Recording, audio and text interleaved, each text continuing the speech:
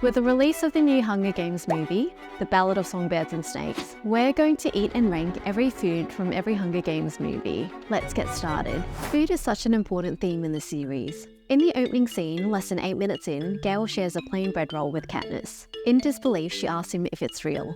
This simple scene establishes the severe socio-economic inequality in the dystopian society.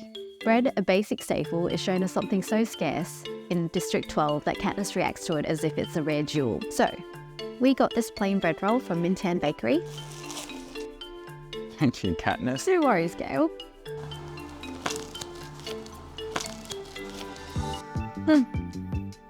Pretty good bread roll. Yeah. Well, this is Vietnamese bread roll, so it's extra good. Crispy outside, nice soft fluffy inside. Very flaky. Which tier would you put bread in? See, I feel like bread is hard because I like bread. Bread is a good staple and I choose bread over probably any other kind of carby, like instead of rice or noodles, I think I choose bread. But then again, it's such a normal food as well. So I don't know. Either a B or a C? I would put it in B tier. You know, eating plain bread is not bad. The film once again emphasises how desperate the food situation is in District 12 when Katniss asks Gale to look after her family when she volunteers as tribute and make sure that they don't starve. As Katniss and Peter head to the capital via train, Haymitch eats marmalade and jam on bread while explaining to Katniss that the best way to survive the games is to make sponsors like her. Speaking of sponsors, today's sponsor is nobody, because we're small YouTubers and nobody wants to sponsor us. Anyway, this subtle scene serves to contrast the status of bread as a mere staple in the capital, where they need condiments to eat boring bread. Whereas in District 12, bread is a scarce resource and happily consumed when available. This scene also shocks the viewer and Katniss in finding out that the Hunger Games are not a game of merit, but a game where connections can give you the advantage. May the odds forever be in your favour. Okay, so which one do I have? You have the orange marmalade. All right, so do I go first? Yeah.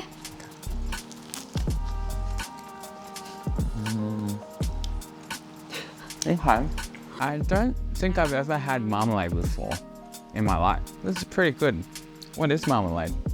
I think it's just orange jam, isn't it? Is it like a fruit preserve? Is that what jam is? I think so. But I'm not entirely certain. That's not You bad. let us know. Yeah. Comment below if you know what marmalade is. Normally I find jam too sweet, so marmalade's actually not that bad. Unless I haven't eaten enough. I'd still give marmalade C tier though. I have some strawberry jam.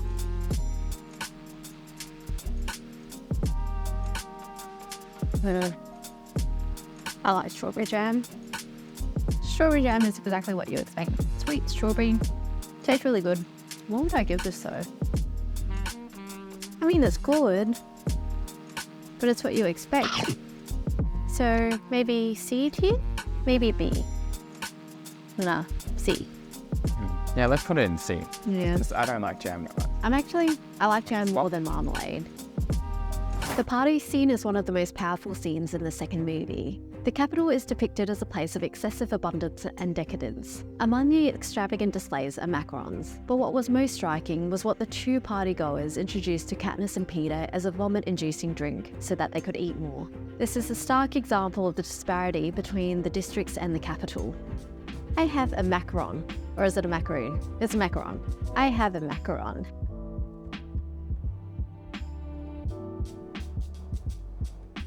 Good. Actually, this macaron's pretty good.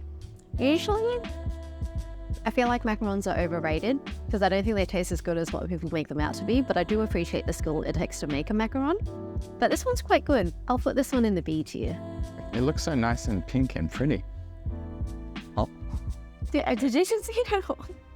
Continuing the display of extravagance is the feast prepared for the tributes in their private quarters. The feast is so extensive that it's difficult to make out what all the foods are. The most obvious food being the rack of lamb and roast chicken. Lamb has a kind of weird smell to me, so it's not my favorite. I would rank it C tier for average meat. My favorite part of the chicken is always the drumstick. Let's try it out. That's pretty good. I definitely like it more than lamb. I would put roast chicken in B tier. So deep fried chicken, I would put S tier, but roast chicken is not as good, I would say. Protein-rich meals are traditionally a sign of the wealthy, and it's abundant in the capital. In contrast, district citizens barely have any sustenance, with simple carbs being hard to come by. This film has yet another scene which shows how nonchalant feasts are to citizens of the capital, where this time lobster and chocolate-covered strawberries are the most salient features. The capital is almost like a caricature of wealthy decadence.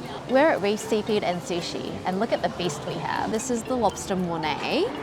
In the Hunger Games, they probably didn't eat it Mornay style. Wow, look at how that meat falls apart. And that's a lot of cheese there too. But I like cheese, so I'm just gonna pop that on the top and I will eat it. Okay, so I guess the downside of having like Mornay style is all you taste really is the cheese. There is lobster in there which gives good texture, but you can't really taste the lobster. I feel like lobster usually when we eat it, I guess the lobster's more for the main attraction of the dish. I feel like lobster's actually a bit overrated for me. I would put it in the C tier because it's kind of average. I'd definitely choose oyster over lobster. Strawberries and chocolate, always a good combination, but again, nothing too special.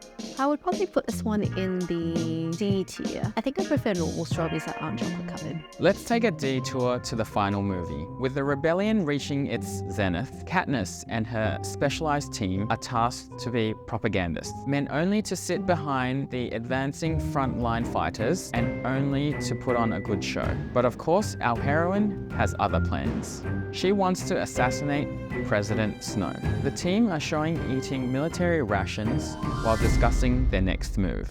So I've got some military rations, and these are from New Zealand. And we got baked beans, because that sounds like classic British soldier food. I'm kind of scared it will explode, and I'm also scared it will taste disgusting. Ooh.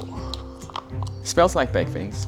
It says that you can eat it hot to enjoy it more, but I'm gonna eat it like they did in the movie and just eat it cold. Out of everything we're trying in this video, I'm the most scared of this one.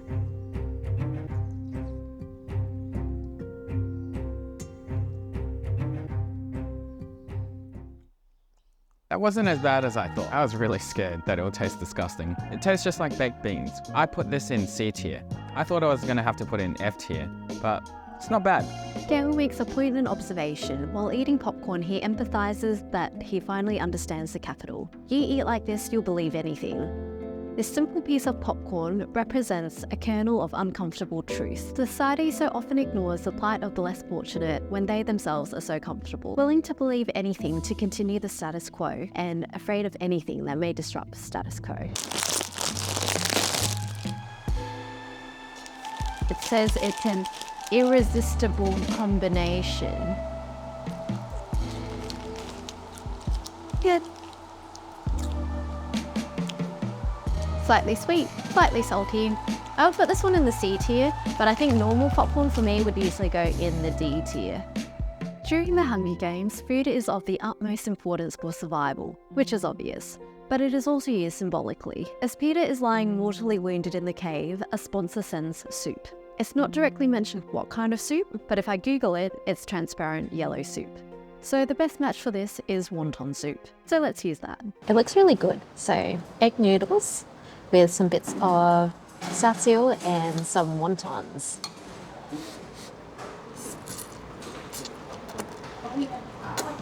Wonton soup is always just so comforting. I can kind of imagine eating this while you're sick.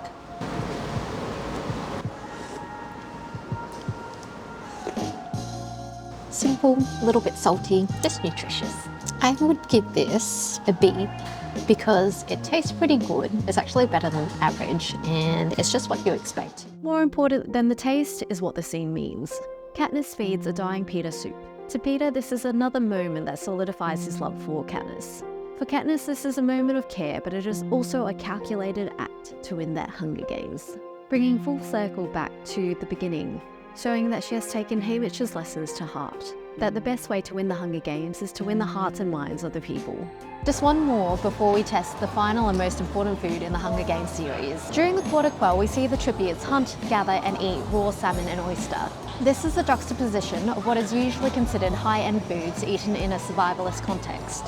It emphasises the history of seafood, historically seen in medieval times as less prestigious food and considered low social status, has now in modern times been co-opted into upmarket cuisine. In the movies, they basically eat a raw salmon, like freshly caught, whole salmon, just took a bite out of it. In our case, we couldn't really do that. Well, we could, but we didn't really want to. So instead we have sushi sashimi, cut up in nice pieces, over some rice and some seaweed.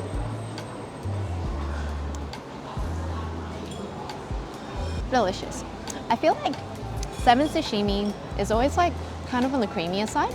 I enjoy it, it's good, but I don't think it's amazing. So B tier. We have ordered 6 oysters. There are 3 different types. We've got the Tasmanian oyster, the South Australian one and the New South Wales one. We don't actually know which one's which. I am going to squirt some lemon on them. I'll just do the 3 that I'm going to eat. So let's do this one, and this one. Yeah, I feel like with oysters, you either love them or you hate them. I actually really enjoy oysters, especially the natural ones. Not really a fan of the Kilpatrick.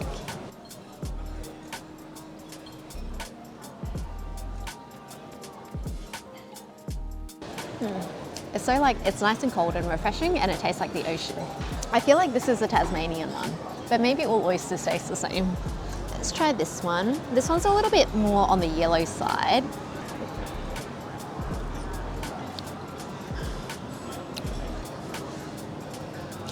They do taste different.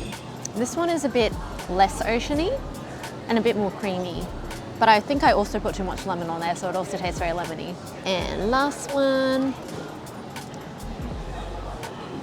It looks very similar to the first one though.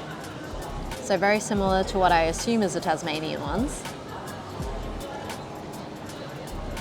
So they all do taste different. Oysters taste different depending on where they come from. This one is sort of somewhere in between the two in terms of I guess the fishiness. I think I still prefer the Tasmanian one. That's just what I associate oysters to taste like.